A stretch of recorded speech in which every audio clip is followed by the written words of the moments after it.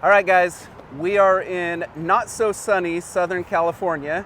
Right over our shoulder there is the Santa Monica Pier. And right here beside me is Ben Kasica. He's one of our showrunners on Black Autumn.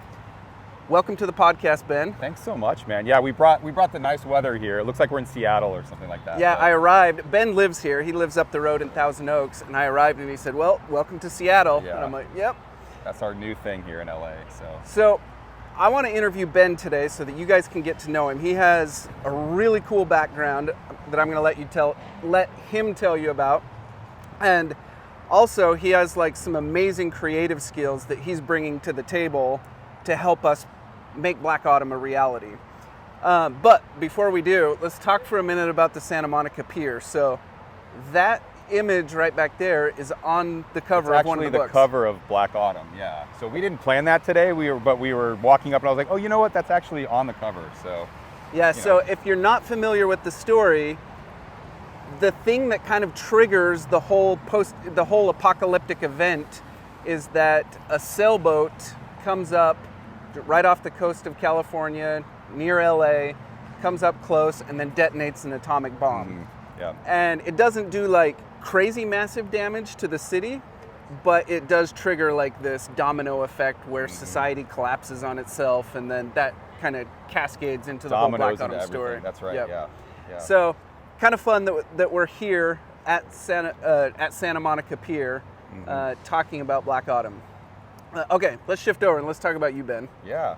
So you have a background not in film initially, right? You started in music in a pretty cool way. Talk to us about that. Yeah, so I started when I was 16 years old. I joined this band called Skillet, a tiny Christian band, and we were signed to a really tiny label in Memphis. And for me, it was like the opportunity to go on tour and be in a van and trailer and play music for a living. I was like, that's cool. Didn't really think too much of it.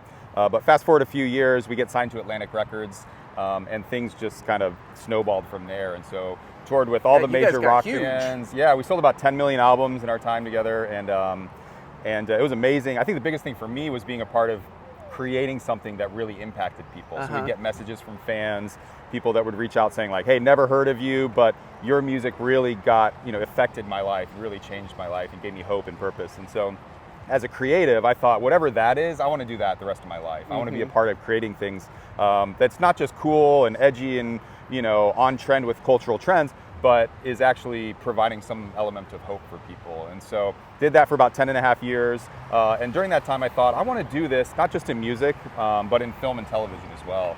And so started a production company and an agency, did a lot of storytelling in the commercial world, short-term or short length, commercials and things like that. And, got to know that space of production, and we kept doubling down on it. We say, how do we make this bigger? How do we make this better? And this is all after Skillet, right? This is after Skillet, When did you leave Skillet? So I left the band in 2011, yeah. Tell me a little bit about that decision. Yeah. Because, you guys, at that point, you're a pretty big deal. Yeah. You're the lead guitarist in a band that's sold millions and millions of records. What goes into that decision to walk away from that? It's interesting. All along, I knew that my time with Skillet was a season of time. Now, it was a 10-year season, so it was actually pretty long. But I knew that this was a preparation for something else. And so the last few years, after I had started Skies Fall, which is the production company when I was in the band, I knew there was something else. And I think I started to operate a little bit more entrepreneurially. And I started a t-shirt company and I started this production company, and I was like, oh, I kind of love this idea that I can get behind something that's not just getting up on stage and playing in front of thousands of people, but there's a business strategy thing to it all. And so the last few years of being the band, that was growing on the outside, and I'd come back to the bus and go play shows and whatever. But I realized I had a passion for storytelling and a passion for building business as well. And so to be honest, I remember we were headlining Creation Festival. There was 100,000 people there, and I was like, it's fine, it was cool. And I got back to the bus and I was designing a business card, and I was so passionate about that. I was like, okay, there's something shifting here. My passions are shifting. And so it was a series of events where it was like, you know what, I think it's time I did this for 10 years. I feel like I got to be a part of something from the very beginning and grow to be a pretty large thing. So the transition, it sounds like, was actually kind of a natural transition. It was very natural, yeah. At that time I was producing a lot of music, and we had just started doing video and commercials and things like that. And so it was really just a pivot to like, okay, what's the next adventure? And the same mindset that we had in building the band, it was, let's apply that to media and film and television. Gotcha. Like what about for your other band members? Like, did you kind of let them in early on and know like, hey, you know, I'm going to be doing a transition here, or did it kind of like come as a surprise? I don't think it was a surprise, to be honest. I think they saw the last few years of me being in the band where I was starting things here and there, and where's Ben? Oh, he's, you know, doing a photo shoot with, or designing something, and or building video. We were doing a lot of we called it podcasting at the time. Podcasting has now kind of changed to be what we know it is, but at the time it was vlogging basically. Yep. And I loved that, and the story, and getting great shots and all of that. And so they saw that progressing, and I think they, you know, put two and two together that this isn't. So when it was time, it was more of a mutual. John Cooper, he's the lead singer of the band Skillet, dear friend. You know, when I joined the band, he was kind of father figure to me. I was 16, he was 10 years older than me, and as I got older, it turned in more to a friendship. And so, you know, we have really honest conversations about like, this is what I'm feeling. And I remember my last trip, or last tour that was really big was in Australia and Japan and New Zealand, and I sent a letter to one of our good friends. I was like, I think I want to be done with this, you know. And a couple weeks later, I talked to John, and it was like, I think this is right. Like, it seems crazy because we were literally at the height of it. We were just after kind of the biggest things we've ever done and the most amount of albums we'd ever sold. But I was like, I think my time's done. It's time for a new season. So it wasn't a shock, but you know, it's definitely a different lifestyle for sure. Have you stayed in touch with the band? Yeah, so we keep in touch here and there. John, mainly with John. He was really my closest friend in that. And but we worked on their music videos for a long time. We did one of our biggest music videos we did. It was called Back from the Dead, and it was actually a post-apocalyptic thing. So it's funny that we're doing this show now. So there was probably 120 people on set, and it was 100 zombies kind of running around, and it was a pretty cool thing. We had a SWAT team and drones and pretty massive thing. So that was a big music video we did for that. But we were creating their content for live shows as well, and that's cool. Always kind of keep a foot in that world. But I don't have to tour now, so that's like the biggest benefit to it. You know? Do you ever look back and see what they're doing? Do you ever look back and like, oh, I kind of missed that? Or is it like, no, I had that season in my life, I'm good, I'm working on other things now? Yeah, I don't really miss it. Like the best parts of being in the band were the moments on the bus where you're just hanging out and building friendship with each other, and you're in some random, you know, Santa Monica.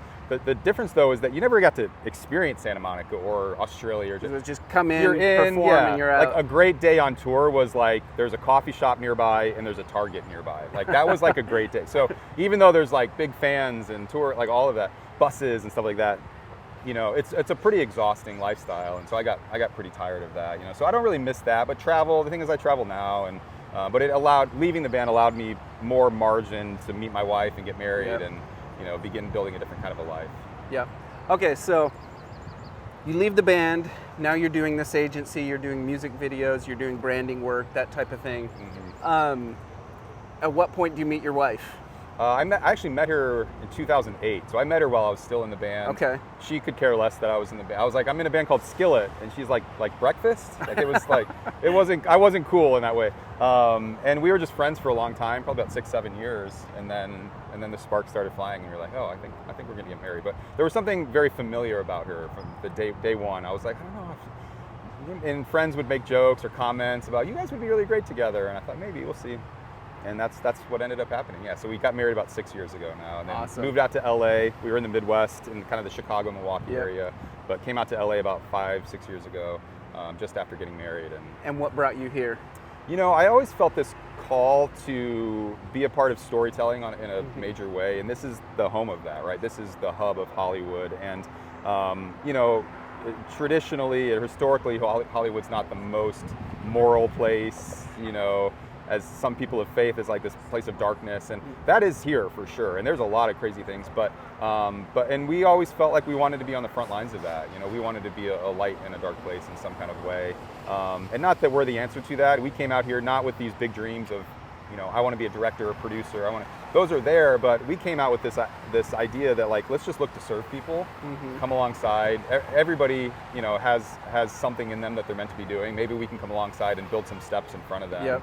And so we spent a year, we worked with the Irwin brothers when they were launching Kingdom Story Company, which is a big partnership with Lionsgate. And just after the I Can Only Imagine film came out, the actual massive awesome. success. Yeah, Yep. 85 million in the box office, incredible. Lionsgate said, what's next? And they said, we want to build a film and TV studio that's targeting this audience that we reached. And so they brought my wife and I on board to help build their brand and launch the brand and produce some big events for them. And so we've had this opportunity to work with a lot of people in the industry that are producers doing their own projects. And all along we knew we're collecting a skill set and a toolbox of things that they all do, knowing that we're going to start applying that to some of our own projects. So that's what the feature's held, yeah. Talk to me a little bit about what it's like to be a believer living, you know, in Hollywood. You mentioned that just a little bit, but I want you to go into a little bit more detail, because from the outside looking in, you know, there's kind of this perception that, you know, Hollywood has gone over the edge, you know, it's just a very dark place that's very hostile toward, you know, particularly hostile toward Christianity and those principles. Yeah. What is it like to live your faith here in LA? Yeah, I mean, that's a great question. I would say when we lived in the Midwest and we told our friends that we were moving to California, I remember one person that wasn't necessarily a friend, just somebody we knew, and you know, I told them, and they kind of tilted their head like, oh, that's like, why would you ever do that, you know? They've obviously never been here. Aside from today, this is like one of the most beautiful places in the world.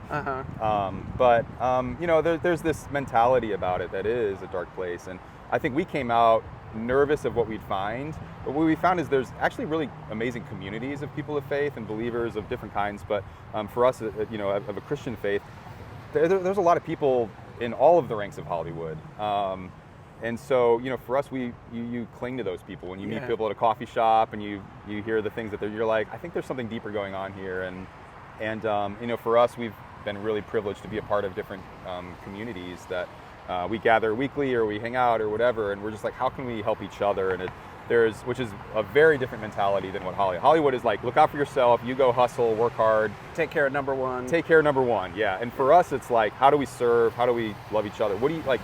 I want to be just as excited for you to have a huge success as for me to have a huge success. And that stands out in a place like Hollywood, but it's also massively attractive, right? Because people are just, you realize that you're playing on different fields and that there's not this competitive thing. And it's still hard work, you're still going hard after things, but it's a different world. So we love it, and we've been really privileged. You know, we do a monthly dinner thing with a guy named Mark Burnett, who's a massive, you know, TV producer and a person of faith as well, him and his wife Roma, and they bring people together and just, you know, let's do fellowship, let's do life together, and now projects are starting to come out of that, which is really exciting.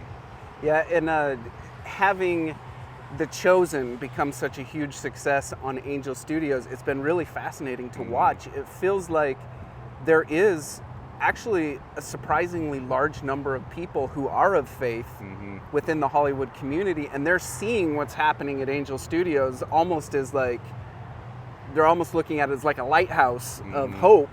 And so many of these people are kind of coming into the, you know, Angel environment, and it's been so neat to get to know all of these people. Yeah, awesome I think The Chosen pioneered something that audiences wanted it.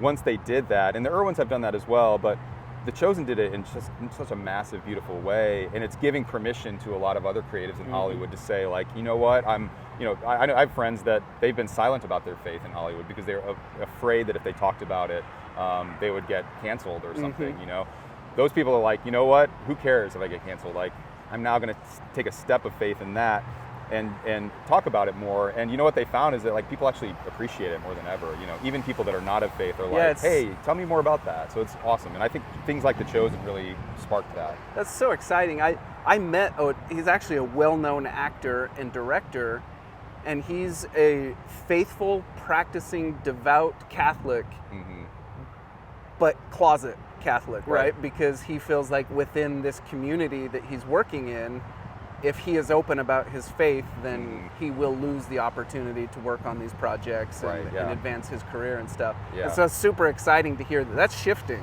Yeah. That's awesome. Absolutely. You know, it's interesting too. It's like there might be some comments and funny remarks, you know, to you as a Christian, like, oh, he's going to do the thing, he's going to pray. But as soon as somebody, you know, encounters some kind of trial in life, they're a lot more open. They come to you and say like, hey, can you pray for me? You know, and they were the one making comments. And there's something that's deeply ingrained in all of us that's like, I want my life to matter. I want to be a part of something that's bigger than me. And so, but it's not until there's kind of trials and, you know, what's that saying? There's no atheists in foxholes. You know? Well, that's same thing like, in Hollywood. That's like the perfect transition into Black Autumn, right? Because that's kind of the underlying theme of the series. Yeah. Now, the books are kind of written specifically for like young 20-something dudes who love military, you know, love action, you know, that type of thing. And so those underlying themes are pretty subtle, but we're planning to bring those themes out a little more front and center with our treatment on the TV series. Talk to us a little bit about what your approach is to how you want to bring Black Autumn to the screen. Yeah, so read the books, got to meet Jason, the author, and loved what I saw. And it was, you know, it's riveting, it's exciting, there's adrenaline, there's dynamic things happening, and there was elements of human story and there's elements of faith, kind of. And so we asked ourselves the question, like, could we create a post-apocalyptic thriller, military, but with a human and hope element to it? You know, a lot of these post-apocalyptic shows, they're incredibly edgy. Like, there's a cool factor to it, but they're pretty dark. Like, they leave you just hopeless, you know? And so we asked, why is Hollywood so hopeless? And we decided to start addressing that issue and think about, like, you can still have a show that is adventure and thriller, like nonstop, like edge of your seat experience. But when you walk out of the theater, why don't we have people feeling a sense of hope and a sense of like, you know what, even though maybe it is the end of the world, but there's still a light at the end of the tunnel, and people of faith can have, you know, they believe something's after that. And so even in the midst of that, when something bad is happening, you know, there's something really powerful about communities of people and coming together. In some ways, it's almost a beginning. It's a new beginning where these communities have to band together, families have to band together. That's right. And that's like a start of something new and something fresh. Yeah, and that's a lot of the themes that we're seeing in the series that we're putting together. Is all these bad things happen and it's, you know, really terrible. Like, but what's happening is families are getting stronger, communities are coming together, and there's something also about like getting your hands dirty in the ground. You know, I grew up, my mom grew up on a farm, and so we were gardening and strawberries and things like that. And you know, even now as a business person, there's times when I go for a walk out in nature and you're like, that was really a powerful therapeutic thing. And in our culture now, it's like nonstop, you're on your phone and social media, all these different things, and business and emails, and I think we lose some of that connection. You know, we're the most connected people in the world, but the most disconnected and most isolated. There's a stat that says the average number of friends that a person has in the United States is 0 to 1. Wow. So that's a crazy thought, that we're so connected, but nobody has a friend that they can talk to. And I think it's things, when bad things happen, it's like you either isolate or you grow closer to each other, you grow connection. I think we saw that through COVID. And so those are some of the themes that we're pulling into the book, or into the series from the book, but expanding on them. We're saying, how can we make this something that you can watch with your whole family? You're at the edge of your seat, it's still thrilling, but you leave the theater, you leave the TV room thinking like, you know what, like I want to do life better, I want to do family better, maybe we should start a garden, maybe we should start doing these things.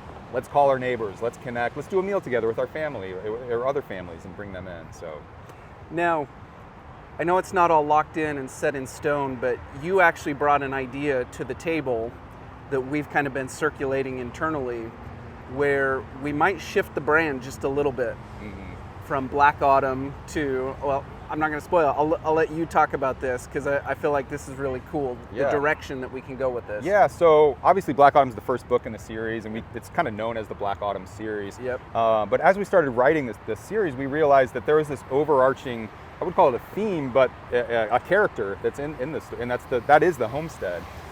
It's where most of our filming is going to be happening in this incredible property, and so we thought, because we want that, we don't want a viewer to write it off as like, oh, it's just a military thriller. We want this to be something that like dudes are into. There's action, there's excitement, But then like, the wife and my wife and I, we watch certain kinds of movies. And so, so all that to say, we landed on Homestead. The first season we'll call Homestead Black Autumn, and then Homestead White Wasteland would be season 2, and kind of going on from there. And so, but this idea of Homestead has been a really powerful thing that we've been playing with, and so we're excited to launch that.